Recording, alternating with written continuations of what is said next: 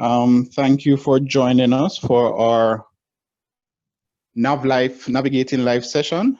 Today we'll be dealing with part 2 of our exciting series, Lasting Relationships. Our Heavenly Father and God, we give you thanks, O God, for today. We thank you, O God, for your blessings, for your mercies. We give you thanks, O God, for lasting relationships and the pattern, O Father, that you have presented us with, that we may be able, O Father, to accomplish this. We pray for our guests and our presenters that you will be with us, that we will have a fruitful discussion, healthy dialogue, that we will all leave, O Father, with a resolve to make our relationships grow even better as we look to you for guidance. We thank you, God, for your blessings, and these things we say in the name of Jesus Christ, our Lord and Savior. Amen. Again, welcome to everyone near and far. Welcome to our visitors from overseas. Welcome to our local people here in Jamaica. Thanks for taking the time. I know that there is a time difference and some persons may be really late, so we don't take that for granted. Before we get into our session this evening, just a few housekeeping matters. We're just going to ask everyone to keep their microphones off.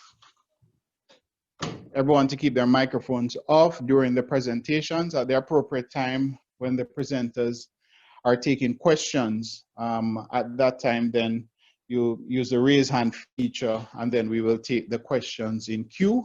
You can also address your questions by using the chat function. So we're asking everyone to please keep your microphones off and also your videos off for the duration of the presentation. You can open your mics after you've raised your hand and you've been identified for your question. Now let's just get into the introductions. Today we have with us Brother Alan Casey and Brother Trevor Smith. Brother Andre has been a Christian for over 33 years and a counseling psychology for over 8. He has hands-on experience in counseling and serving several congregations and entities. He was trained in Alabama at the Heritage Christian University, and he holds a Bachelor of Arts degree in Bible with a minor in counseling. He also has a master's in counseling psychology from the NCU in Mandeville.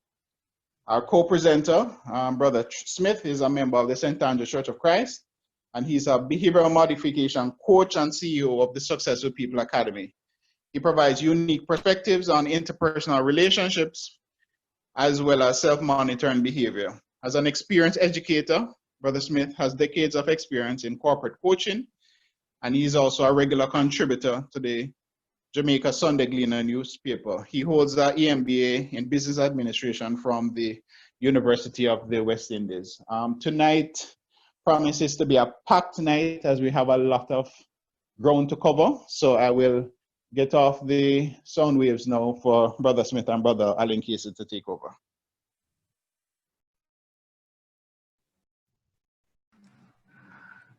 All right. So we're going to have some questions for Brother Andre.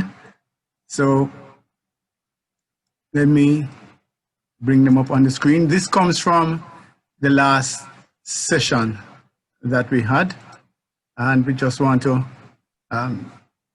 confirm that these sessions are about you. So we really do want to ensure that we address the issues that you want to have addressed. So, Brother Andre. Brother Smith? Sir. Brother, sorry, just this is last time everyone will hear my voice. I'll be posting a link in the chat box. The admin will be posting a link in the chat box, and that link will bring you to the recording of our last session. Some of our attendees had requested the recording, so we will make the recording available. It's on the church website. So within the chat box, I will be sending the link to the presentation, to the recorded presentations for last week. Thanks. All right. So let's gear up. Brother Andre, you can camera up, mic up. All right, so the first question is, Brother Andre had a very clever, one of his very clever ways of communicating what it is that we ought to do. And it is about a relationship that basically, I suppose it comes from the one hand can't clap. So this situation is that for it to work, I'm paraphrasing, he does it better, but is that you need to have the hands come together. And I think one point was being made is that even if somebody else doesn't bring their hands, if you bring yours over, then the relationship, we can continue. And I think this is where the question comes now. Doesn't going over to clap all the time cause want to be emotionally drained? Is there room to express how it is having health issues on persons who keep going over to clap? So in other words, I think the question is, what if I am the one that my hand is the only hand that's moving? Isn't that a drain? And how healthy can that be? Okay, thank you very much, folks, thank you very much, Brother Smith, for that wonderful question. Thank you very much, folks, for having me again. Yes, before I say I do, thank you very much for the introduction, Brother Rowan. So let us answer this question here now. The idea that one person keeps on coming over, it doesn't mean that the other person is not doing something, okay? So let me just put that out there. It does not mean that the other person is not doing something.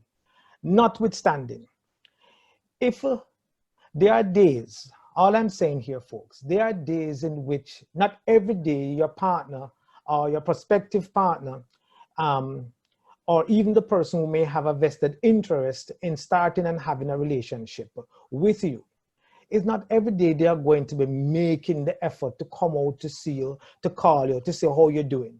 Not every day. So some days you're going to have that, some days you may not have it. But what is important is that an attempt to connect with you is very, very important. An attempt to connect with you, even on a daily basis, is very, very important, considering that you, this is a prospective person for you to become your life partner, your husband, and or your wife, okay? So you have to make an effort to do something in the relationship, considering that, hey, I like you, you like me. Now, there are days, I agree, if into the relationship you find that you are the one coming over a lot of times, I agree with you. Then maybe you have entitled that person. But here's a question that I also put to you. And I'm not saying it is a healthy thing to do to entitle the person. But here's a question that I'm putting to you. Suppose you say you were not complaining about going over. Suppose that's by choice. Suppose you say, as far as my own personality is concerned, okay, I don't wait, I make things happen. Suppose that's a part of how I behave and how I think and how I function. Suppose that is it. Suppose you say, I find pleasure in so doing. Then that's me. Suppose the other person you say, suppose I run faster than them. I'm talking about when I make my choice, I back my choice. Suppose that is who I am. Then the other person who is receiving my attention, they're not complaining. And so sometimes they say, let us be careful that we don't make excuses for persons who possibly want to make that decision to pursue their prospective partner, No, the other person who's receiving, suppose they're not complaining either. No, does it mean now that the other person must not do something? No, that's not what I'm saying. But at the same time, don't complain about you going over. Because then if you start to complain about you trying to connect with your partner, then the truth is you're only doing it mechanically. And you're right. You are going to have emotional baggages and emotional pain. And it can become frustrating. Why? because they're not backing that choice. In other words, you're going over so that it can be reciprocated. And I'm saying that may not, I'm not certain that is the best equation. Because if you carry over that equation into a lasting relationship, folks, then you're playing the tit for tat game. In other words, you're only doing good if it's going to be reciprocated. I'm doing good, and if I don't get, then I stop the good. No. The Bible says we must do good to those who despitefully use us, persecute us, and say all manner of evil against us falsely. The Bible said, let not your good, do not become weary rather in the good that you do. And so we have a responsibility to do the right thing. And if the right thing to do is to not only show interest, but also to educate the other person about how to be loving and kind and nurturing, then by every means, I'd want to recommend that you do so. Okay? So that's the context where that is concerned. Next question. Sorry, if I can just say a quick word on that as well, is that you have to question yourself then, though, if it becomes a strain. If you're not enjoying it, maybe something is not so right. So you need to check the relationship as well, or check where you are in that relationship. So that's one thing that I would like to say is that if it is a drain on you, if you're doing it and you're doing it unwillingly, then I would reflect. I would want to have a discussion with my partner to find out where they are in the process, and I want to understand also where I am in the process, because if this is going to be a long-term relationship and you're going to be concerned about reaching out, then I would reconsider before you get too far. Not putting a block in the way, but I'm just suggesting that we need to be careful about whether we're watching, I think Brother Andre mentioned that as well, whether we're watching the others to see what are you doing, what am I doing. If we get into that kind of dealing, it's almost like a transaction. It's like a business you're going into. So, all right. Excellent. Move to the next question. How can we prevent emotional or financial abuse that may result from connecting 90% of the time, i.e. one partner doing most of the connection? I think we kind of answered too. But as far as well, it's a good question, emotional and financial abuse. And as Brother Smith mentioned, if you find that while you're going over, it is a pain, or when you go over, you have to write your resume or let your resume be known to your partner. What do I mean by your resume? In other words, if you have to be saying to your partner, it's so much time I come over, it's so much effort I make, it's so much sacrifice I'm doing. If you have to be doing, saying that, then the truth is you have not backed your choice. And so you literally feel like a victim, even although you're coming over. And you want your partner basically to feel sorry for you. Well, I'm saying to say, the truth is you are not ready to go over.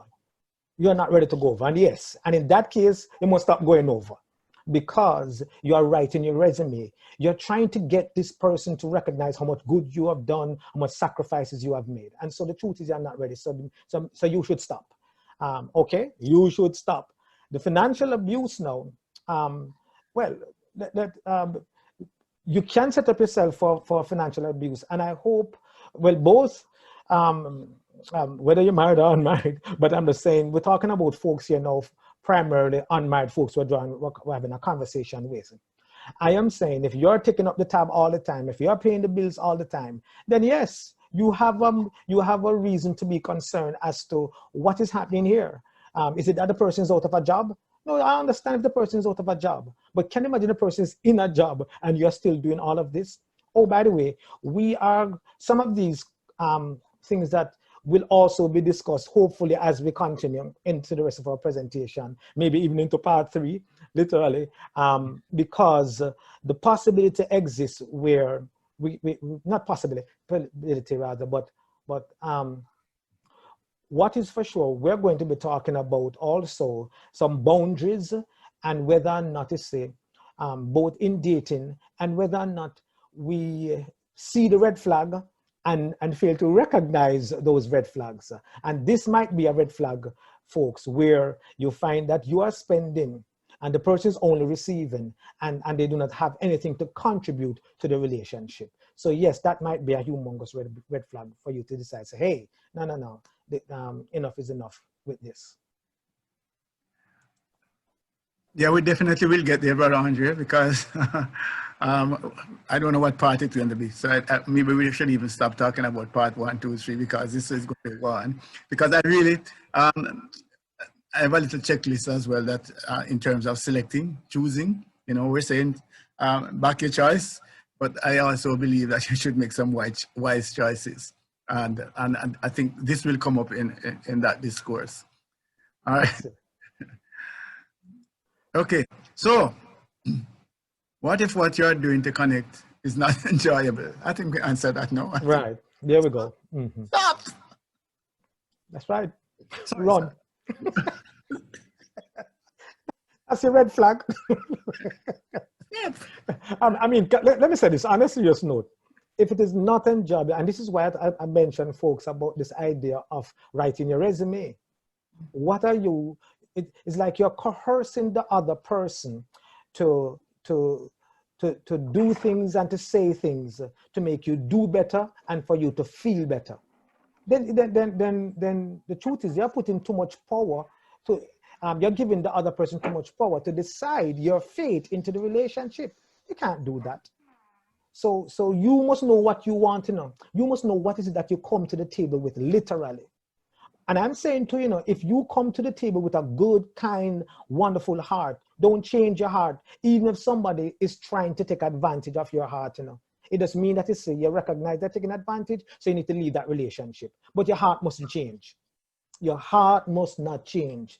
Don't let a bad behavior dictate your response. In response, I'm talking where you become callous and harsh and cruel, right? Where even as far as God's word is concerned and what he informs you or requires of you to do as a Christian, you have failed that aspect because of bad behavior. And we have seen over and over and over where Christianity says, listen, man, we are the light of the world. We educate people about how to behave even whenever people treat us badly.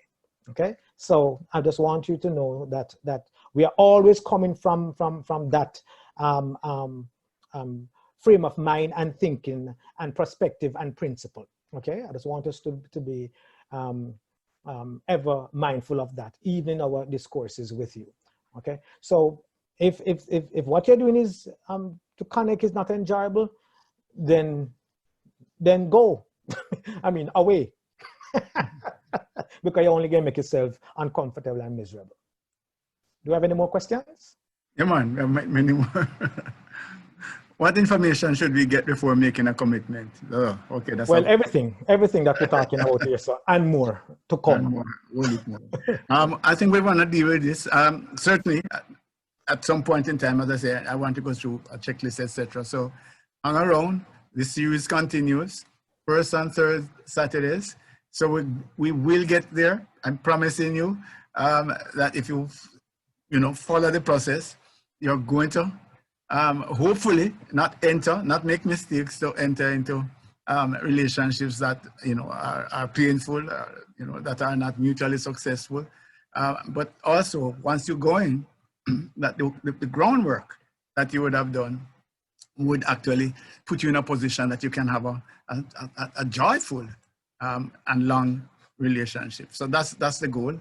The series will continue. We can't deal with everything, and it's just an hour and a half, one per night. So just stick with the series. Make sure you put it in your calendar, first and third Saturdays, and it will go on. We'll go on, and we will deal with this. I don't think we can deal with this sufficiently at this point in time, but we can go back to the song.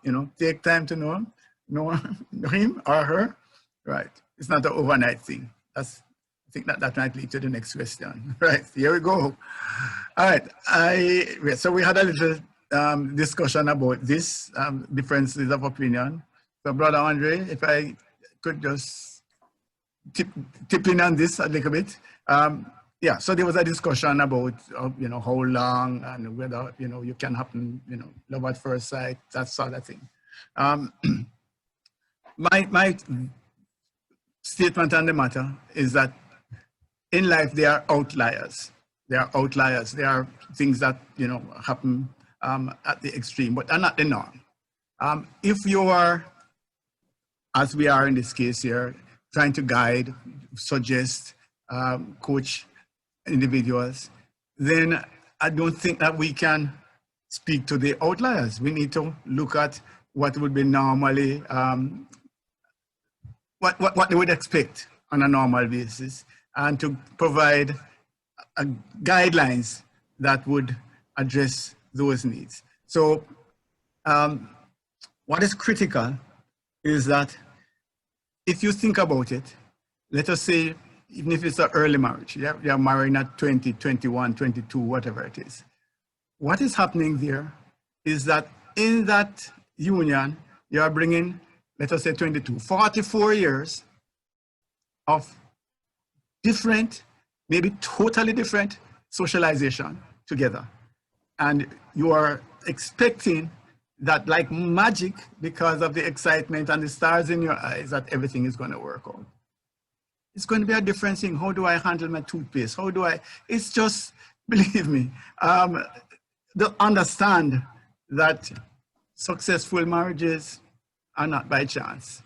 A lot of it has to do with groundwork and has to do with the proper getting to know who it is that you're getting into a long-term relationship with. So that's one aspect of it that I want to mention. The other big one for me is that when you get married, and I'm assuming that this is where it is leading, right? So we're talking about long-term relationships, but we're talking primarily to persons who are maybe not in a relationship now, although it includes those who are in, is that when you get married, you're not marrying Mary, or you're not marrying Tom, you're marrying a whole set of other people, the in-laws. Just understand that. Yeah. So if you don't get to know the in-laws and the in-laws to get to know you, you're running a great risk. I'm telling you. When Tom's mother comes, is Tom with this? Anyway, when Tom's mother comes and start to rearrange your wife's furniture and, you know, talk to her how to cook or whatever it is, believe me, that night, go and sleep in another room. I'm just being very forthright, and I'm saying to you, understand those things. The marriage is not between the two of you. The marriage, you're marrying 44 years, coming together, bringing all the in-laws, bringing great-grands who have a history of whatever. Take time. Just don't be in a hurry. If the relationship is sound, if this is right for you, it will be there. You don't have to rush. It will be there. That's what I wanted to share, sir. So go ahead. Okay. Thank you very much, sir. In terms of a reasonable amount of time, wow. I'm saying don't plan the time. Right. The time will come. Exactly. Exactly. Don't plan the time. If sometimes, you know, I'm saying utilize these tools that we're trying to educate you with now. Utilize them. And like I said, this is just some we have, you know, there's a plethora of tools to come, you know, we have a whole heap more, you know. This is just some tools we're giving you. So all I'm saying here, folks, let's learn as many tools as possible. And then let us utilize these tools. You know why? Because, folks, I mean, with all due respect to a lot of folks out there, I'm in the business. This is my business. I'm in the business to hear the problems that people are having in their relationships. That is my business. And I'm telling you, if I came up with some of these things, it's not new to me. Some of these things I can find elsewhere too, on the net and all those things. But there are so many different things that, had we known these things, then really and truly, we would not be in any rush. Literally, you know, to go live with, you know, to go have children with, and then married to, and all those things. Believe you me, to have investments with, and we will definitely not be in so much rush, folks. We will possibly listen to get the facts before we listen to the feeling. And that's what we're trying to do. So we're not saying you must ignore the feeling, but we're saying, let us give you some added facts first, and then and hopefully those facts will help to inform the feeling. All right? Do we have just one more question, or I don't think, I think we have more. all right. So you know what? Let me say just one more. Let me say one more, and then we do a quick recap, and then I have to I have a place that I'm going to stop with my presentation in any case. Just one more. Let me see what do you do if you have already given in? Have already given in. I think it related to a question that was discussing about trying to make it work. So, you know, you're not, I can't. So is it that you say that before, I suspect, because I'm not sure. I don't even know if the person. I think it's the hand. It goes back almost to the hand clapping thing. That if you're. So this is not in reference to giving in, is meaning now that they are in a stable relationship. This is not before I say I do. It is now I do. What do you do if you didn't go through these things, but now you're in the relationship? What you must do? Don't think so. No. I think it has to do with yielding, like sacrificing, and you are the ones that, you know, if you're in a, you know, relationship where the other person is well, I mean dominant, remember, or pushing, or whatever it is, and you have already, or maybe, I don't know, maybe it all could. right. I tell you what we'll do. Oh yeah, maybe it is that you are right, that the person is now in the relationship, and you, I don't know, you know. Okay, because my argument is, if they didn't start, if there's no ring on the finger, right. then and you see the red flags coming, then hey, then it is easier. That's all I'm saying. It is easier to separate than if you put the ring on the finger. That's all I'm saying. Okay. So, but notwithstanding, what I equally want to say, what do you do if you have already given in? If we are going to show you we are going to show you some things in the rest of our presentation, even some things that you can do if you find that you are closer than you want to be in the relationship. If you find that you're closer than you want to be in the relationship, remember, you know, what I have a statement. But remember, in any statement I share with you folks, you have to put my name beside it because it's not your word. I'm sorry, but I have to go to that. So here's a statement, something that I said to my wife many moons ago. I said to her, honey, you have the right to go. It doesn't mean that going is the right thing to do. You have the what? The right to go. It doesn't mean that going is the right thing to do. And what's the idea here? The idea here is that my wife must want to stay. I must want to stay. Sometimes we're in relationships, and the truth be told, we stay because of children, we stay because of this, because of that, because of money, because of security. But the truth is, we're staying because of, we're not staying in spite of. And once you reach that place in your relationship where you're staying because of, you're going to feel like you're in prison into the relationship. You see, although I have the right to go, the question is, do I want to exercise and execute that right? Do I find different reasons to focus on for me to stay? Remember now, folks, if you focus on what you do not have, it will distract you from what you need to be doing. Andre Allen Casey. One more time. If you focus on what you do not have, it will distract you from what you need to be doing. And so sometimes if you feel like you're a victim into the relationship, you're not able to think objectively on how to become victorious because you're focusing on what you do not have. All right. So I'm just saying, just hold on to that for now, and we will continue to address more of those concerns if you find that you're there already. All righty. That was our last Okay. question? Go ahead. Now, there's one about advice to newlyweds, which, you know, I can. Not yet. Yes, so go ahead. No, go ahead. Yeah. Okay. All right, let me see the slide. I'm going to ask you to put up the outline for my slide for me, please, so that I can run through it.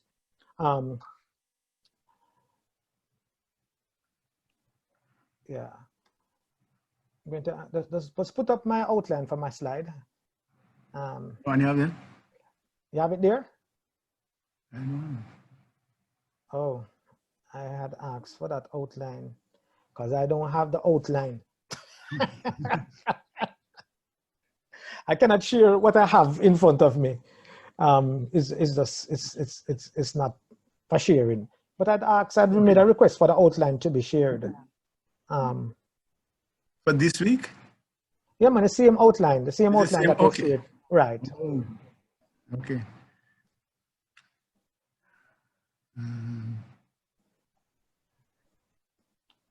I don't know.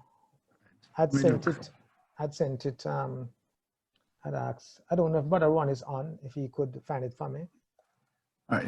I didn't know if it's from the last week. Then I look and see. Yeah. Wow. All right. I think I have it. Okay. Hold on a second.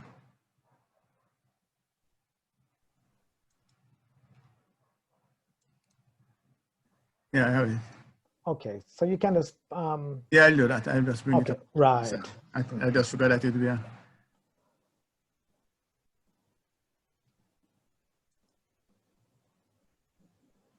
All right.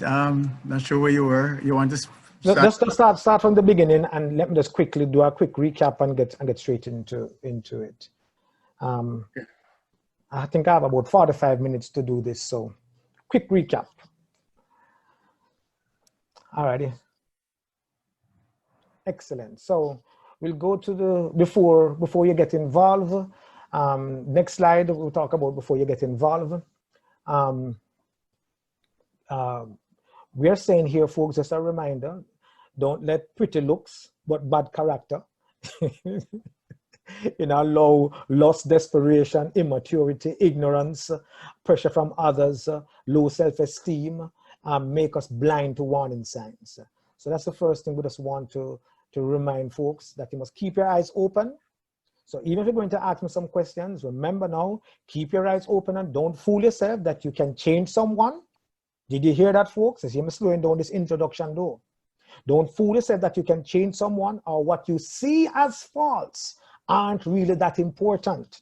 And so once you decide to commit to someone, over time, guess what happens? Their flaws, their vulnerabilities, their pet peeves and differences will become more obvious. Okay. The next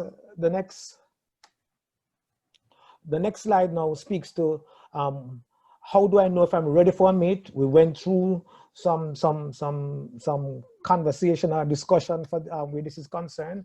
I know I'm ready for a mate if I'm not looking for fulfillment in or from you.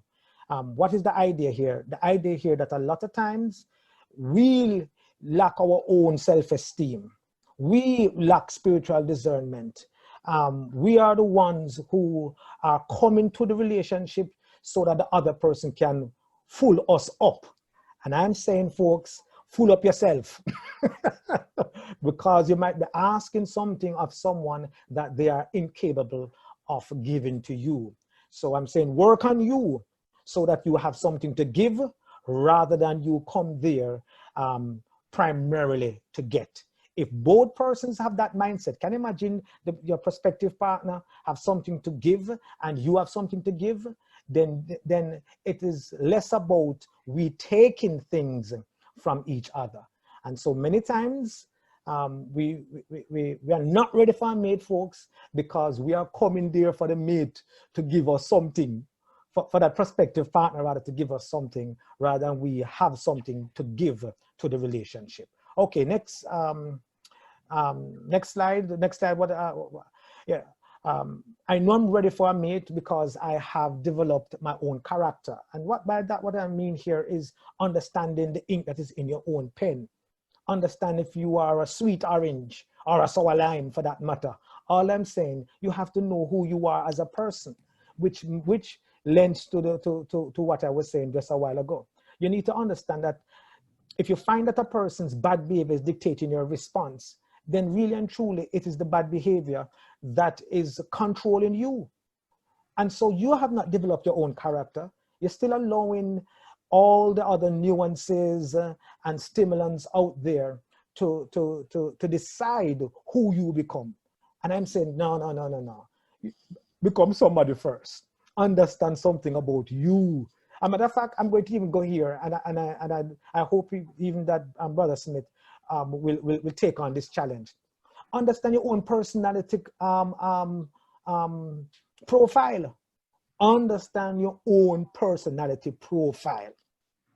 Understand what makes you tick. Do a personality profile screening if you have to. But I'm saying understand your own personality profile. Because if you don't understand your own love language, understand your own love language, okay? Are you motivated by words of affirmation? Are you motivated by physical touch or gift giving or receiving or quality time? All I'm saying here, folks, understand your own love language, understand your own character. What are you about? Okay. Once you're able to do this, then you're in a better place to make better choices, because you understand what you can take from what you cannot take. You understand what you can give from what you cannot give. And that's why it's important for you to develop your own character. Once you develop your own character, you know, I put it to you folks that it is less about the other person filling up your cup because your cup full up already. Let's go on to the other slide. Yeah. If I can just stick in, it might sound like a commercial, but it's not. It's just that, as you know, we have the joint assessment where we actually do the couple together, and they can see, you know, not only themselves, but see the partner and see how together they link. So that's possible.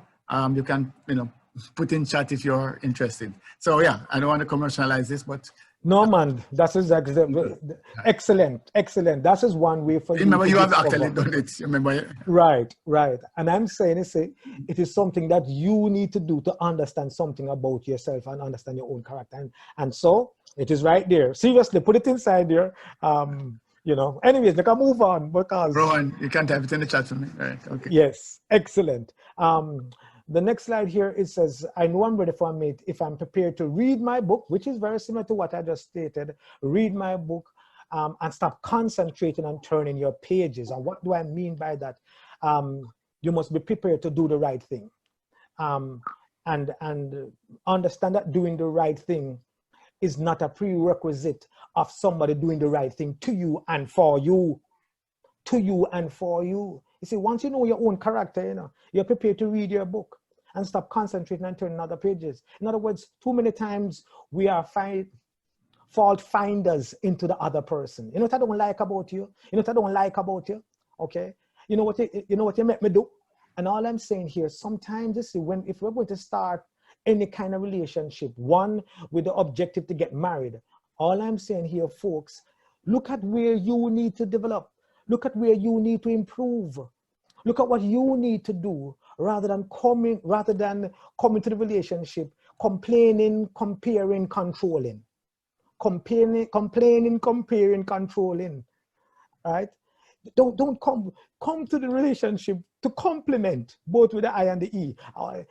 That's all I'm saying here. Come to the relationship with that. But you don't come, you know, compare, compete, control, complain. 4 C's. So I put add the next one to it. Right? Don't come to the relationship with that, because it's going to be a turn off to the other person. Because yeah, there's a fault finder. And who wants to be with somebody with a grumpy person? You know, a 25-year-old grandpa or grandmother. That's all I'm saying. Hey, come on now. All right. I said 25. No, but grand, what's wrong? Oh yeah, let me leave. Okay, there we go. Yes, I'm sorry. Yes, yeah, bad analogy. Definitely. Come on, yeah. Grumpy, not the word grand. Grumpy person. That's the word. Right. Okay, so next slide about how do I know that I'm ready for a mate? Where am I now?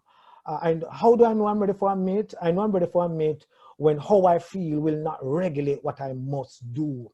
When how I feel will not regulate what I must. In other words, folks, too many times we allow our feelings to interfere with how we function. I agree, I agree that there are 3 F's that are that is the foundation of our functionalities. Say it again. There are 3 F's that are the foundation of our functionalities. What are the 3 F's? Faith, fact, feeling. Faith, fact, feeling. These are very instrumental for our function. They are the foundation for our functionality. But you know which one seemed to get the lion's share attention and many, many times interfere with the other 2? You got it right. Our feeling. We give too much power to the feeling, man. And we allow the feeling to regulate what we do. So sometimes when we even have the fact, and even our faith. Our faith is our belief system. So even where God's word tells us must do something, why do you think many times the word of God doesn't stand firm in our lives? Because we allow our feelings to combat even our faith. And so I'm saying here, folks, our feelings, we have to get it under control. Maybe next time I teach, I literally go through and educate you about processes and handling our feelings. But all I'm saying here, folks, it is very important that we inform our feeling before we follow our feeling. So capture your feeling and do not let them captivate you. Okay, the next one I had was don't rush into quick attachment. Don't rush into quick attachment. And I think we were kind of alluding to that earlier, about the take time to know it's not an overnight thing and things like that. The quick attachment, folks, and I'm talking about here where people after 2 or 3 dates, folks are talking about, I want to put the ring on the finger. What's the deal here? Why the rush? I don't even know your last name properly. I don't even know what is your real age. When is your birthday? I mean, I've not met your mom yet, or your dad for that matter. I do not know your point of reference in terms of your own value system. I don't even know. I don't even know if you have any communicable diseases or if you have any other illnesses that might affect me or even might affect our family going forward. What do I know about you? I don't know all of these things. Let us do premarital counseling. And you say, no. Why? And all I'm saying here, folks, the quick attachment, folks, is not advisable. I don't care who want to come out and talk and say anything to you. You take it from me. Yes, the quick attachment is called the honeymoon phase. That's where you're going to receive the gifts, a variety of promises. You're going to be showered with attention and nice gestures. That's what is going to happen. But then there is always a motive behind it. And sometimes after them get what they want, then the true colors of them come out. There are wolves in sheep clothing, folks. So be careful. Also, be mindful of this. You may be so overwhelmed, that's the word I'm looking for, by the display of instant attraction, instant commitment, and instant planning for the future that you'll miss the major point. And it doesn't make any sense. Why? You know why it doesn't make any sense, folks? Because there might be an ulterior motive that you're not being made aware of. There might be, and especially say, if I call it the rapid warm-up. The rapid warm-up is always a sign of shallow emotions, which later cause the person to detach from you as quickly as they committed, especially if you are delaying their request, Steve Harvey, in one of his books, Think Like a Lady, Act Like a Man, or Act Like, I Think Like a Man, I think something like that. One of those, whatever. you know, in his book, you see, there's a chapter that speaks about sport fishing. And you have to be careful, folks, that you don't find yourself, you know, where people catch you, or you bite them bait, and when them catch you, clearly they don't have they just put you up into them trophy case, so to speak, or them throw you back into the ocean. They have no more need for you, because the thrill of going after you and catching you. What else do I need? I don't want anything else. And you know, sometimes unfortunately, many folks also in his book he mentioned how people give away the cookie. You give away the cookie. And so even into the marriage, what do you have to look forward to going forward? Because you give away the cookie. The person have exploited you and manipulated you and have gotten everything they want out of you. For some, unfortunately, them even leave you with a child. They even leave you with a child. It's not foolishness we're talking, folks. This is my line of work. And I'm telling you, unless we literally, you know, plan properly, literally, it's better we have something to work with as a guideline than have nothing at all. That's all I'm saying. And we're trying to give you this guideline here. So be careful of those quick attachments. You have some folks out there, you know, believe you me, the mouth smooth like butter, you know, man. Proper honey on them lips, you know, and drip off of them lip. And everything with them say, you know, oh, you just catch you. And I'm saying, you know, just be careful. All I'm saying, folks, just be careful for that rush rather in having that quick attachment. Alrighty. I just want to 1 second, just for those, you know, who are listening, for some encouragement, reinforcement of that. Maybe they want to look at 2 Samuel 13, the story of Tamar and Amnon, her brother, who actually, you know, was so desperately in love, wanted her, needed her, whatever it is. But then once the thing happened, bam, you know, he hated her with the same passion with which he loved her. So it's a good insight. 2 Samuel 13. Excellent. Tamar and Amnon. Excellent. Write that down, people. Write that down. We are church people. So we are Christians. so we can come with biblical principles and concepts also. Okay. All right. Please do not write on the screen. Whoever has a child who is writing on the screen, I'm glad that you're doing well in school, but please don't write on the screen. Right, excellent. So we are saying here that be careful of that. The next one now, some do's and don'ts in dating. Filter out the fluff and establish boundaries from early. And we're going to go here and run through with some boundaries. We have about 8 or 9 boundaries. We hope to finish them because I want to go through some more slides. I want when you leave here, it's not so much, it's not a repeat of the first session, but you leave here with a proper second session with added information, okay? So filter out the boundaries from early, the fluff, if you will. And I'm saying here, folks, that while there are some things that we can do to ascertain compatibility, while there are some things that we can do to ascertain compatibility, the total filtering of the fluff is almost impossible. So I'm giving you that disclaimer from now. The total, it is impossible. Flair, flamboyance, charisma, charm, these are oftentimes associated with the fluff, even if that was not the objective.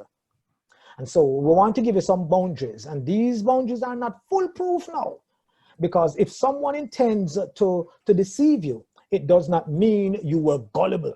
Nevertheless, we're saying that these guidelines in an honest heart can be used to measure the genuine innate character traits of as against the flair and the fluff. So filter out the fluff. Fluff number 1, or better still, let us try to establish boundaries from early. You want to ask yourself and your prospective partner some of these questions. And I want us to write down these questions. Will my prospective partner be content to wait without becoming angry when I fall below the expectations he or she have set for me? That's the first one. Will my partner be what? Be content. Because guess what? I'm going to fail, you're going to fail. Is it that I'm going to consistently use your failure to attack you, to demean you, to remind you that you must give in to me because I'm better than you? Am I going to use your those failures to compete with you or to compare you, or better still to control you or complain? And so the question is, am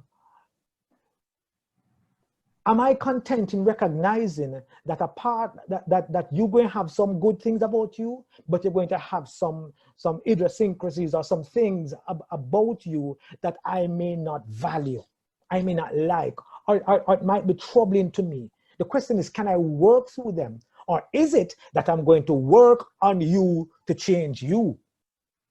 Remember what we said into the introduction. The objective is not to try and change anybody, but to present the best me to the relationship. Now, the best me to the relationship might not be suitable for you. Then go. Don't even start. You know, don't take it across some boundaries where you box your left eye. If you understand what I mean, where you say, oh man, what have I done? And you live your life in regret. Don't do that. And that's why, by the way, it goes to show why we have to learn to take our time. I am saying here, so this is a wonderful question you want to ask yourself, and ensure that your partner is asking his or herself, okay? The next one is, will my prospective partner be cautious in his or her judgment of me, and honestly seek to be a what? Healing rather than a hurting presence in my life. Yeah, you're a fault finder, man. Everything was wrong with me. You're a perfectionist. Maybe you have a personality disorder. We're not going to discuss that in this session, but the next 2 weeks, we're going to talk about personality disorders. Yep, so you have to stay tuned for that one. But anyways, and to show you, anyways, we're not getting into that. But all I'm saying here, will my prospective partner be cautious in what? In their judgment about me? Sometimes, because folks do have personality disorders, by the way, they just keep on labeling you, you're not good. What is wrong with you? And it's a constant put down where you are concerned. And so they're not cautious, they're not conscientious about what they're going to say and how you're going to feel about what they say. No, for them, listen, I'm not gonna be a hypocrite. I'm not put my mouth on ground. You know, whatever, you know, I'm going to just say it as it is. If I like it, tough. No. If people start to talk to you like that, before you get any too much closer, run. You heard me. That's right. You run. Because I've seen that mushroom in some ugly, ugly ways, folks. Okay? Number 3, will my prospective partner accept that he or she does not have to be in control of conversations and other situations? You know, it's my way or the highway, and telling you what to do and how to do it and when to do it and why you mustn't do it, and just one bag of instruction like you do have a mind on your own. And when you talk how you shouldn't not have said that, and this is how you must say it, and you're like, whoa, you know what? I am not your robot. I am not your robot, people. I am not your robot. And too many times in relationships, somebody just feel like they're walking on eggshells because the other person is just amazingly controlling about how they must behave or perform in the relationship. Will my prospective partner be relaxed with who he or she is and don't have to compete and compare to feel secure? Can they just relax? You know, but everything, they're just on edge about everything and just feel like it's a competition. You know, I did this better than you, and I can sing better than you, and I can do that better than you, you know, and since I compliment you, you must compliment me too. I mean, whoa. Somebody stop the train. No, seriously. It's amazing how a lot of relationships, you're like, listen, why does this have to feel like a competition? Why does this have to feel like a competition? And folks, I'm saying here with those kind of fluff, and if we don't filter out that kind of fluff, understand that 90% of the times it grow and mushroom into bigger challenges, into the marriage relationship. The next one here is, none of them I have. The next one here, will my prospective partner respect the rights and dignity of others enough? Start a business of your own from home. Okay. Can you mute that person? Sorry. All right. So will my prospective partner respect the rights and dignity of others enough not to force his or her crude and thoughtless behavior on them? No, seriously, you have some folks out there that their mindset, on conceptualization is that, listen, if a person like me, me not gonna change for suit nobody, take it or leave it. Take it or leave it, and it's always my way or the highway, and very domineering and pushy and insistent, about how things must be done. It comes back to the whole control aspect also. But the truth is, they really have little. And worse, you see, if this person have little money, or worse, if them thinks that them have little looks. Whoa! If them have little money, or fees them have little looks, or maybe have little education, a lot of times they lord it over you. If them think they're more intelligent than you, then they make you know how you're fool. They say things like, really, do you think that really make a lot of sense? Come on, right? And they put you down because they really don't have no respect for you either. So watch those things, folks. Watch those things. We'll get this a little bit more on that. That's the reason why it sounds like I'm also hurrying and going on to my next.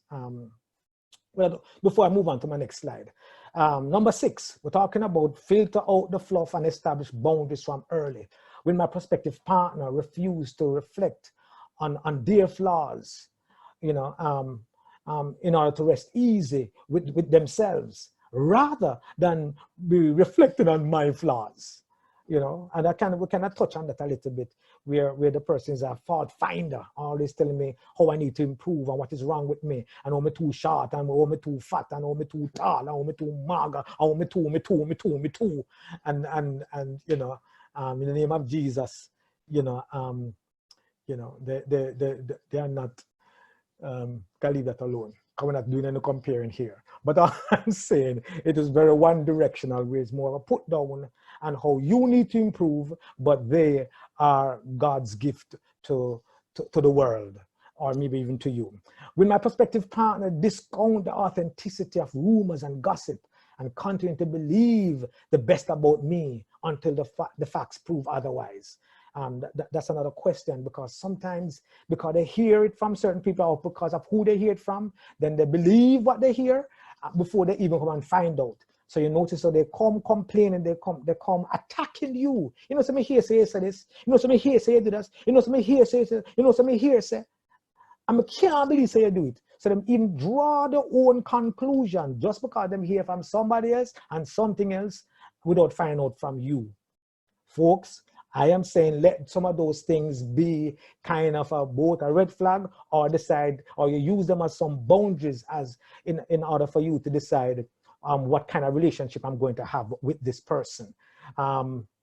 The number 8, will my prospective partner be captivated by the potential in me and will do their part to harness the same? Can you imagine your partner coming to you and say, hey, you know what I love about you? You know what I admire about you? You know what I believe you have the potential to do? Here's what I like to contribute to your growth and development in this way or in that way. No, that is somebody that believe you, me, your eye and ears must perk up towards. That's all I'm saying. Because, and they're not asking for anything in return. It's not a tit for tat. It's not where when they do it now, they say, it's like, come do this for you, and you're time to do something for me. It's not a bargain here. It is the fact that they see the potential in you, and they're prepared to do what? To harness the same. They're prepared to harness the same. And finally, in terms of now the establishing the boundaries and filtering filtering the fluff and establishing boundaries from early. When I'm tempted to throw in the towel on a person or a cause, will my prospective partner pause and prepare to make an informed decision rather than reacting to how they are feeling? Are they what? Prepared to what? Pause to make an informed decision, you know. Because there are times when sometimes, you know, maybe if you just stay a little longer, it would work out, you know. Maybe if you get a little bit more information, it would work out, you know. Maybe. Maybe the person was going through a situation that they didn't have the requisite coping mechanisms to deal with it. And so by extension, they were withdrawn into the relationship. And so your pausing and your patience, right, prepared you definitely to stay the course, And thank God you did, because today you are celebrating over 24 years of marriage. That's what I'm saying here, folks. That's what I'm saying here. Now, let us go to our next slide.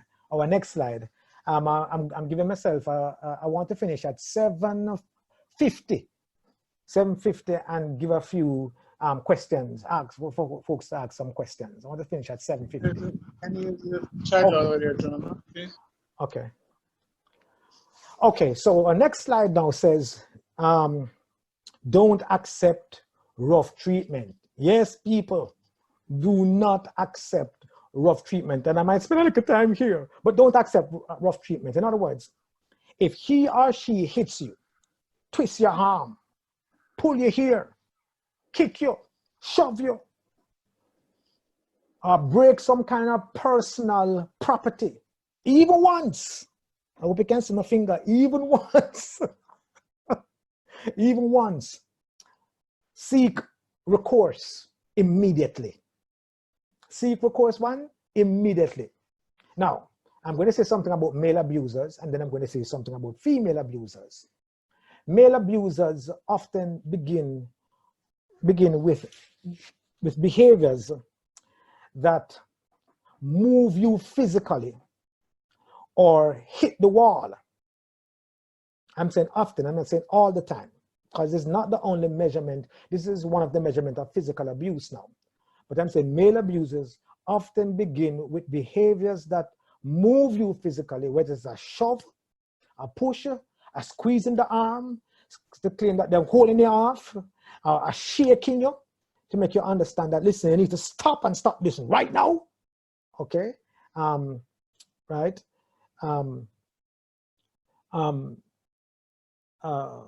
As far, or even, you know, something, them thump the wall, thump the door, smash something, scream and yell, that where them look like raving madmen. Right? And hold them head and scream out at you and raise the hand at you like, Jesus. I am saying, folks, do not accept rough treatment. If in your relationship, is dating, you know, and that and that gentleman behave like that, red flag. Okay, red flag. Red flag. That's all I'm saying. Red flag. Okay, take it from me. I know. If some folks are gonna say yes, but folks, red flag. Okay, red flag. This is in relation now to male abusers. Female abusers now often slap, kick, punch their male partners when they're upset. That's what female abusers do. Now, here's my argument. Then your next move to the male and or female abuser must emphatically say to the abuser, never again will you make this mistake. I'm saying your next move is to say to this person, never again will you make this mistake. Whatever. Somebody said, so what does that mean? Well, too many times we empower our abusers, ladies and gentlemen, because a part of us may feel it was justified. In other words, if the role was reversed, we would have probably done the same thing. So that's why we stay. So that's why to emphatically state to this person that you will never get another opportunity to do this. Them get repeated opportunities to do it. You know why? Because we do a role reversal. And in our minds, we said, me that do the same thing too. So what does that tell you? You are either an abuser or a potential abuser. It's just that you may not have the resources or the power to execute it. That's why you have not done it. And all I'm saying here, so it may reveal something about you why you decide you're going to stay and take the rough treatment. I say may, not definitively, but may. It is vitally important, ladies and gentlemen, that your next move is designed to make a statement of an appropriate consequence and not a reflection of bitterness and revenge. So whatever appropriate action is going to be made, it ought not to be a reflection of bitterness or revenge. Because too many times somebody lick you, you say, you lick me? I'm your lick. You lick so-and-so. You think you're my mother? You think you're my papa?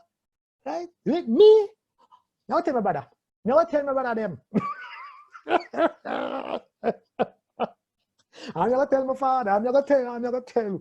You're gonna tell somebody that believe you me. When them done with that, they abuse of it. You might end up going to jail. And that's what I'm saying here, folks. We don't want that to happen. It cannot be one that reflects what bitterness and revenge. Do not allow anyone, relatives, and even the authorities, by the way, to tell you that the actions were trite and inconsequential. All I'm saying, whatever action you're going to take, do not make anybody else tell you that it was trite or what? Inconsequential. Then at that you have to answer over. Your answer is yes. I am leaving. So one lick and I go, yep. That was one lick too many. Yep. Bye. Lord, I was angry. That's why I slap you. Yeah, well, go and work on some anger management techniques, and then maybe we can reconsider something. But right now, But what if she's your wife, though? no, we're not talking. But remember, our subject that we're talking. I'm again asking. I understand Mikey, but it's not time to Mikey as yet. So remember what we were discussing before I say I do. So we don't reach wife part yet. Okay? Before I say I do. Oh, okay. Right. Okay.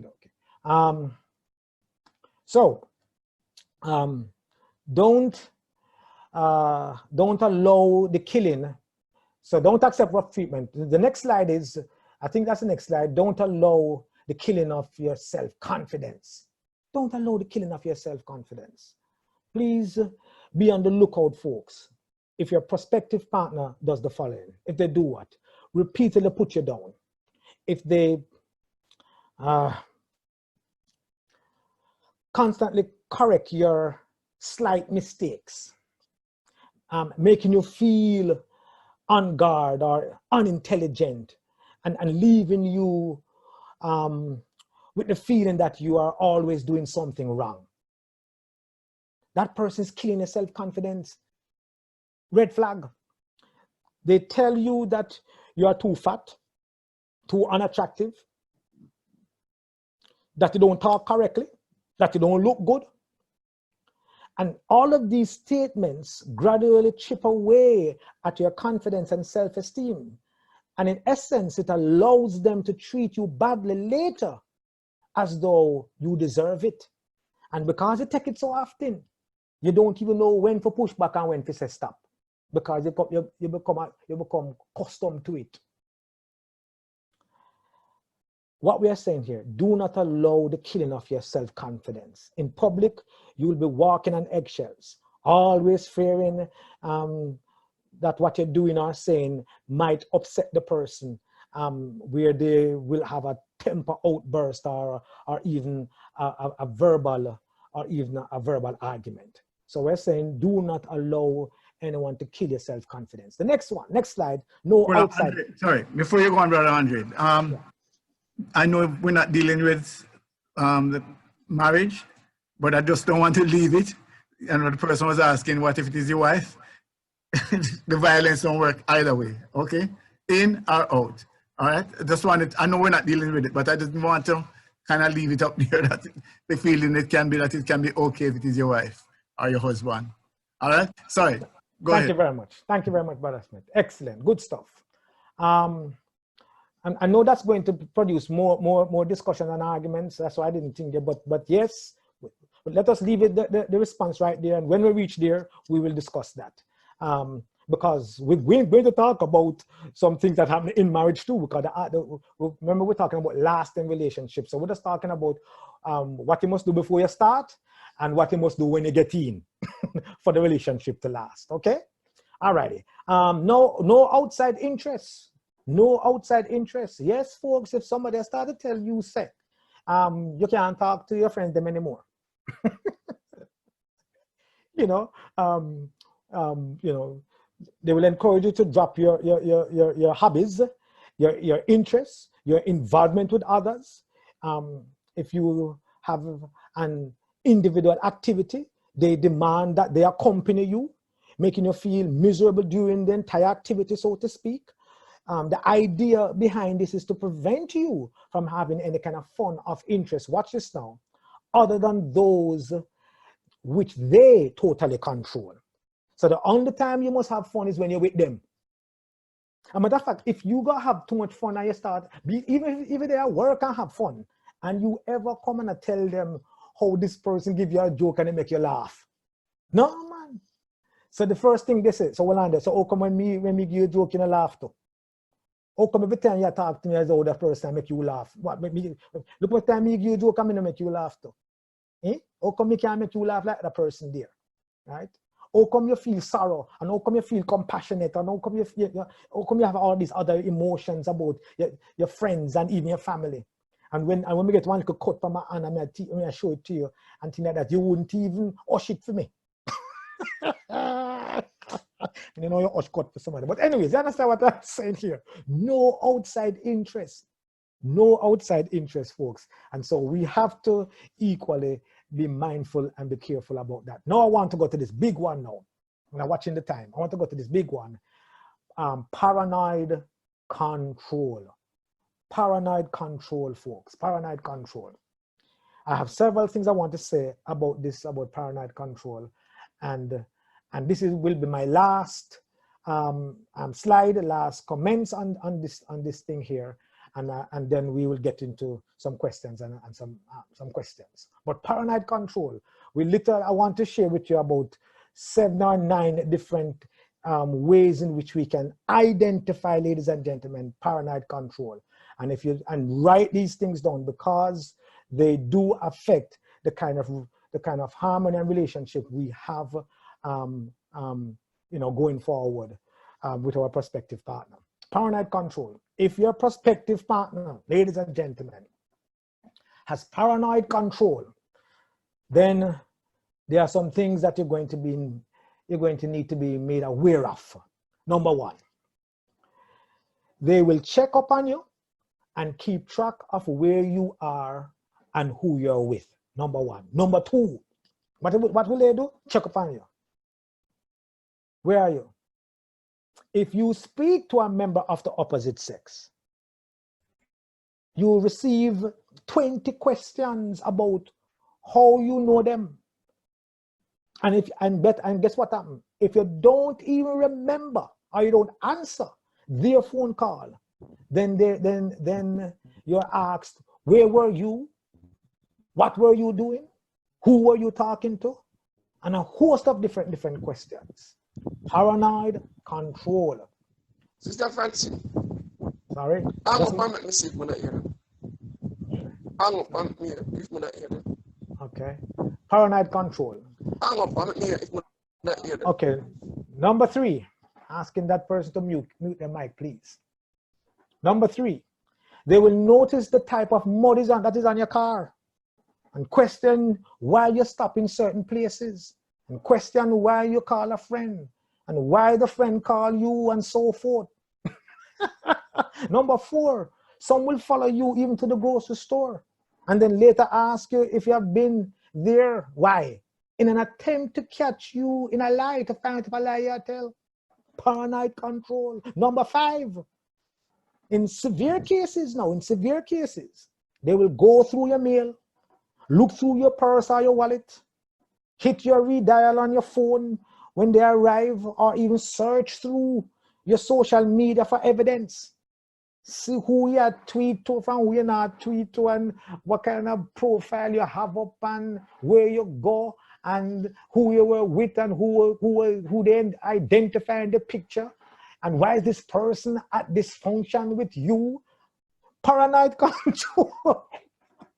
Number 6, the paranoid controller, ladies and gentlemen, may secretly tape your phone calls to prove to you that they are not paranoid, considering that the information they got to them is incriminating. Paranoid control. Number 7, they may begin to tell you what to wear, what kind of music you must listen to, and how to behave in public. You see, folks, eventually they tell you that you cannot talk to certain friends or acquaintances. You cannot go to certain places or talk about certain issues in public. Paranoid control. Finally, number 9 or 8, whichever number that is now. If no date is planned on Friday or Friday night, the paranoid controller will inform you that they will call you that night sometime. I don't know what time again call you, but I will call you. You know why they do that, folks? Because that effectively keep you at home, because they get to control that you don't get to go anywhere. Where? Always, because you have to stay home to always wait on the call, you know. Fearing the verbal abuse and questions that you might receive if you weren't at home to receive that call. Paranoid control. The technique, or this technique, let me use that term, that word, allows them, ladies and gentlemen, to do what they want socially, financially, and a whole heap of other, psychologically, emotionally. They do all of these things at the same time to control your behavior from a distance. To control your behavior from a distance, because once they're in your presence, then they are less paranoid, because they can see what kind of actions or inactions are being executed.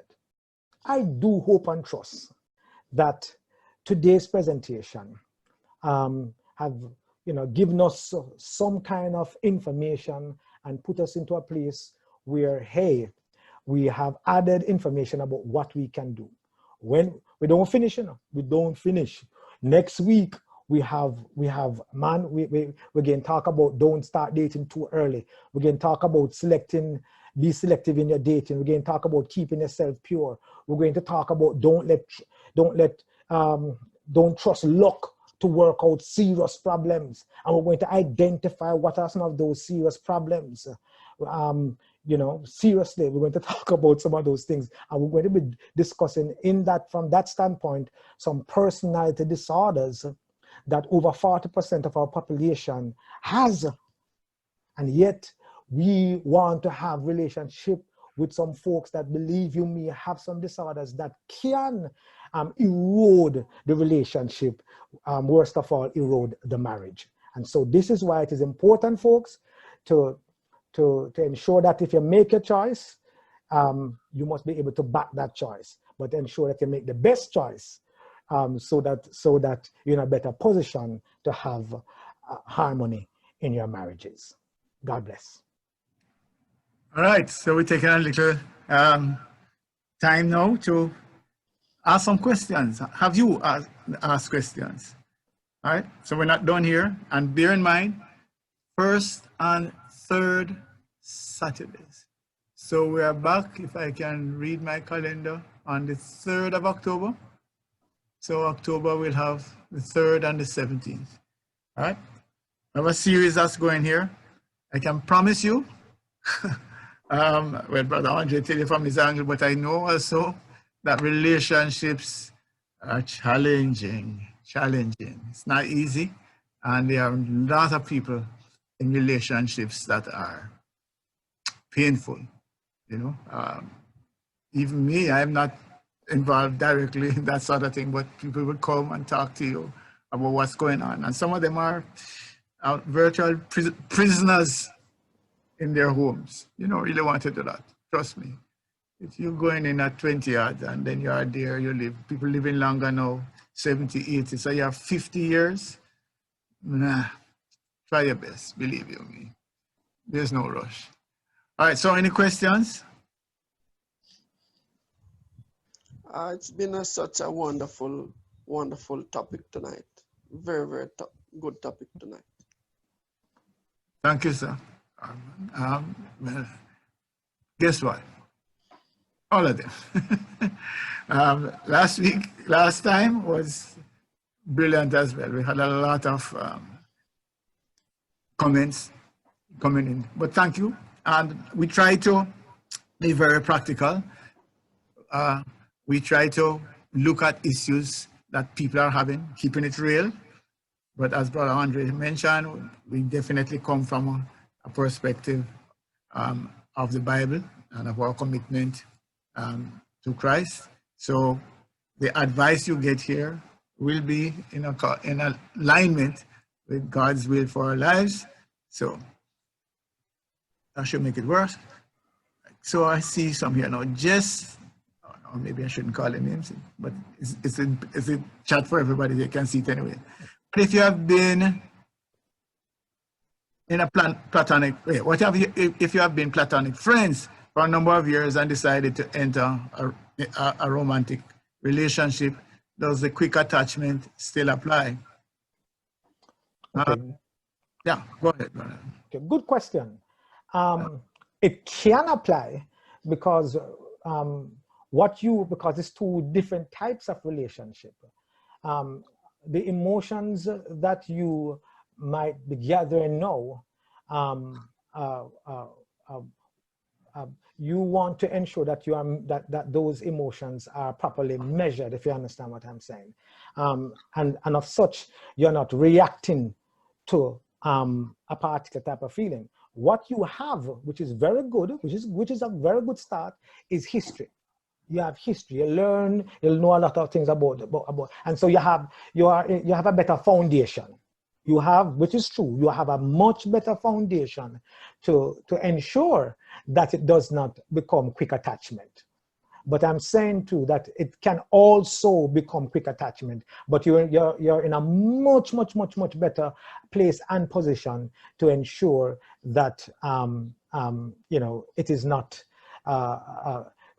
there's no quick attachment going on, because you have a lot of information gathering as far as that is concerned. But not only that, here's why I said it can become quick attachment, because you will also need to understand and ask yourself, why do I what is the outcome that I want from this relationship, so in quick succession? What is the outcome that I want in and from this relationship in quick succession? So in other words, why do I want to marry to you now?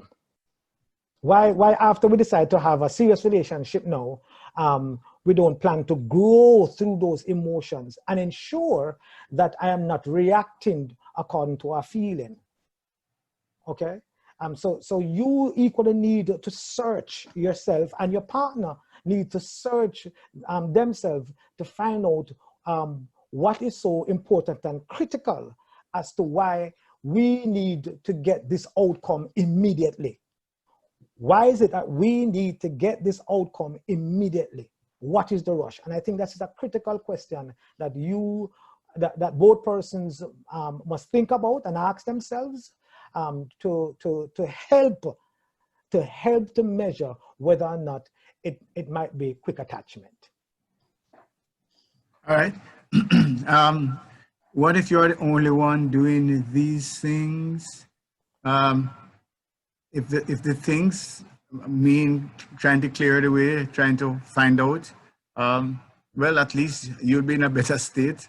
One of the reasons why we have these outreach situations is to try to educate everybody, so that anybody who is going into a relationship will pause to take these steps, take these things into consideration. So yeah, at least you would have the advantage that at least you are not stepping in without the due diligence. One point I want to make, and it's going to come up later on, is that you have to understand a relationship. If you're going into a long-term relationship, it's like a business. Let us say you're going to go into a business. You have a great idea, and you don't have the resources to do it, whether it's money or otherwise, and you want a partner. Do you just grab the first person you see that look like they have a little money, or that you talk to, or do you do the due diligence to make sure? And so one of the considerations they have to think about as well is that do you go into business for your partner to make you worse off? So don't think about that. Are you going into business for your partner to make you worse off? Nobody does that. So you really, when you're looking at your relationships, you want to actually have a situation where both of you are going to make sure that you come out better. So those are some of the things that you have to think about. And you can only establish that with careful analysis. So this guy might look nice, or this lady might have the Coca-Cola, but are they going to help you to get where you want to go? Those are questions that you have to ask. All right, so let me go back to another one here now. What if you occasionally may tell your partner it's best to wear clothing or eat this and so on? That's all right. That's part of what I was just saying here a while ago in terms of the development. It's not necessarily, it depends on if you're getting into paranoid control. But it's wonderful if you want to have your partner or the person that you are in a relationship with improve. You can say to them, yeah, throw back your shoulder, but it depends on the way that you say it. Is it to help them, or is it to criticize them? Is it to put them down? Yeah, we do need guidance, look, some things going on wrong with you, brush off your clothes, do whatever, but it's not a control. Sorry, Andre, I cannot rush it through because I don't want to go too far over.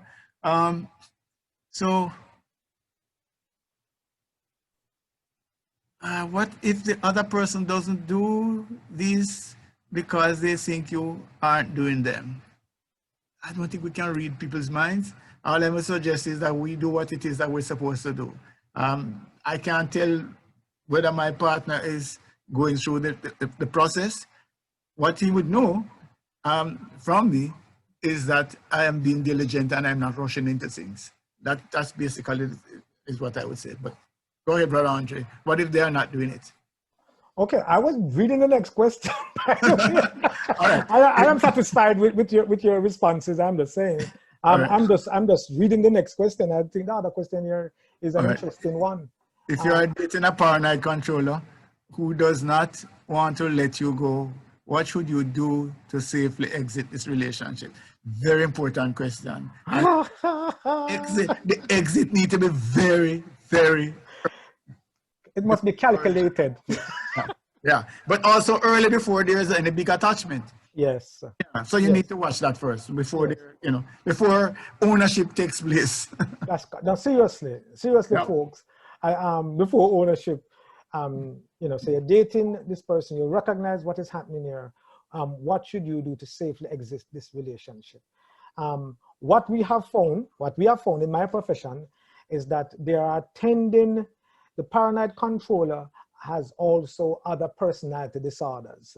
I'm not going to identify them. In our next session, we will do so. And I'm saying, and this is why you have to be very, very careful, because the truth is, they will turn it back on you and say, you see, when you know why you never leave me alone. You ever hear people say that to you? I don't know why the person don't just leave me alone. And so they are in the relationship, you know, asking the other person to leave, as if to say they do not have the what? The power to leave themselves. I don't know the person just leave me alone. I'm saying, well, since you want them to leave, then you leave.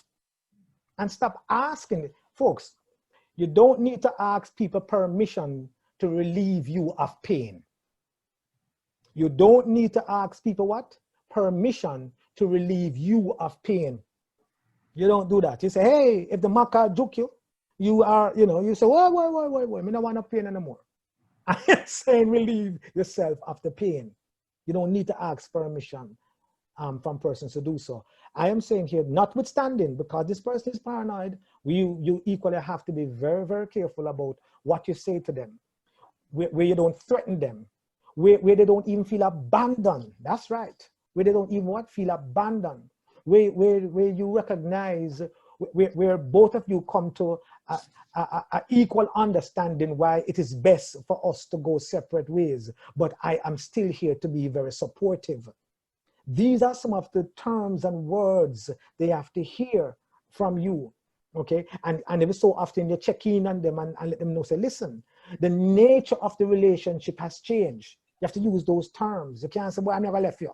I can't bother with this. You can't leave them where both of them feel, where both you and the other person feels bitter. No, it can escalate into bad things, okay?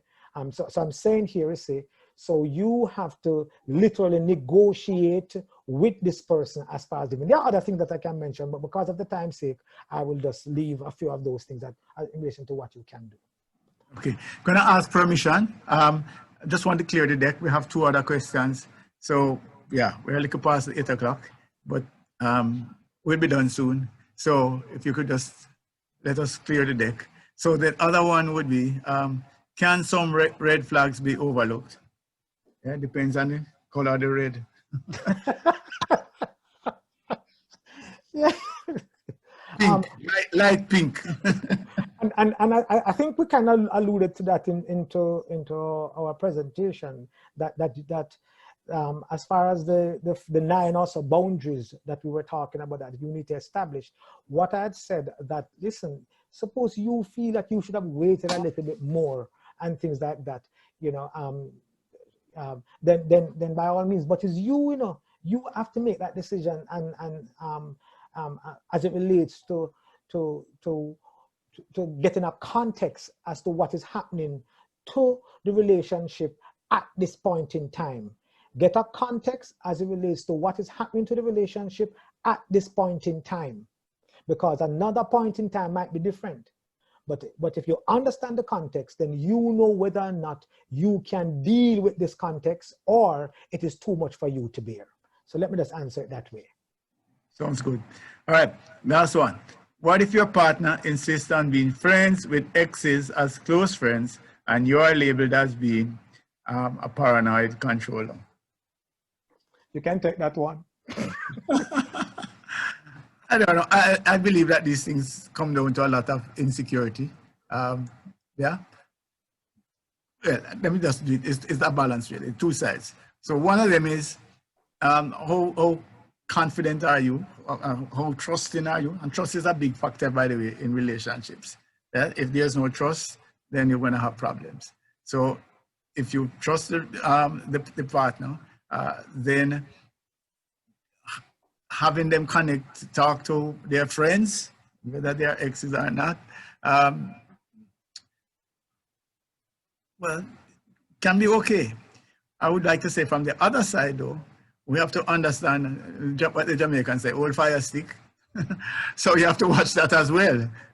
Don't be overconfident, that's what I would say to you. If a relationship is gone, you know, Andre spoke about earlier on about outside interests. You have to be careful that if you are in a relationship, that you might need to separate yourself from temptation, if you want to call it that, so that doesn't arise. So I would see as both sides. I think both parties have a responsibility. And by the way, if it is upsetting your partner with somebody that you want to live forever with, then don't bother with it. Yes, that's what I wanted to, that's the part that I wanted to add. So everything, yes, I just want to add this other dimension. And that is, to what end? Literally, to what end? Who is more important right now? What is more important to you? If you find that and that's my point, if you believe that this person is a paranoid controller, that's what I'm saying. Don't ask permission from people to relieve you of pain. If you adjudicate that this action is going to interfere with the kind of relationship you have with your friends, then make a decision. But don't ask the other person. Don't start to label them, or you take any label for that matter. Just make a decision. Okay, I'm saying here now, notwithstanding, but what do you want? What do you want? You can even ask the question, what if the roles were reversed? How would you feel? Is it okay for him to date his exes? Not date, I mean, to be best friends with his ex? How do you feel about that? And if you're okay with that, okay, you're okay with that. And vice versa. So you can even reverse the roles. And if you say, no, I would not be okay with it, then why do you feel that if it is okay for me to have this kind of relationship with my ex and my prospective partner wouldn't have an issue with that? I mean, what are the boundaries, by the way? What are the boundaries that you have now established between you and your ex? Does your partner, prospective partner, know about those boundaries? Okay, so these are some of the things that you might need to, what we shared earlier, along with some of these questions that you possibly can ask, be it yourself or your partner, just to ensure that the goal, who is the goal? The goal is my relationship with you, not with my ex. Thank you. All right, that's it.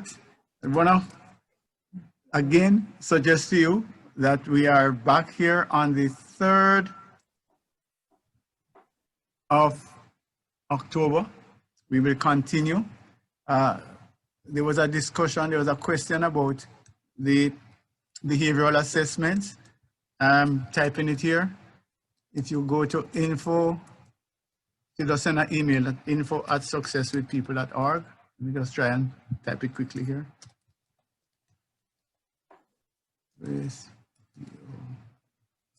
Right. We will contact you and give you the requisite information. So we do it for you, and we can do it for the couple, so you actually get a couple report. All right. Want to invite you to worship with us tomorrow. We start at 9 o'clock.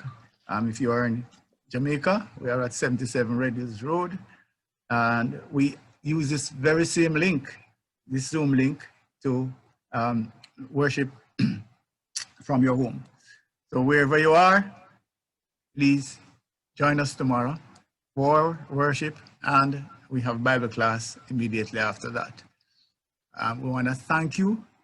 I hope that you see that there is great value being provided here. Someone is saying that they enjoy Mr. Alan Casey on his Love FM. We are also on Cool FM. I think he usually does the first Thursday night, like from 9:30. And I sometimes do between either the second or the third Thursday from 9:30, and we go up until 11 o'clock, and we do, things like this. What is the message that I'm trying to get across? People are struggling. Some of these things, navigating life is not as simple as it seems on the surface. Some people are just walking around thinking that things will just happen. It doesn't. We know that there are challenges. We know that there are issues that people are having. And so one area relates to relationships. One of them could be that you're in a relationship already and you're having problems. The other one is that you want to get into a relationship, but not so sure how to do it. And the science, is suggesting that navigating life on your own is a mega challenge. So what we want to do is to have peace and calm and harmony in your lives so that you can actually have some kind of a support mechanism around you. So I'm pleading, we have capacity. We can actually go 500 or more. So feel free to pass the link on. We start 6:30 Jamaica time on the 3rd of October using this very same link. And again, we invite you to worship with us tomorrow at 9 o'clock. Thank you for your support. Really appreciate your time and the feedback. All the very best. And Andre, thanks again for a powerful session. Thank you, sir.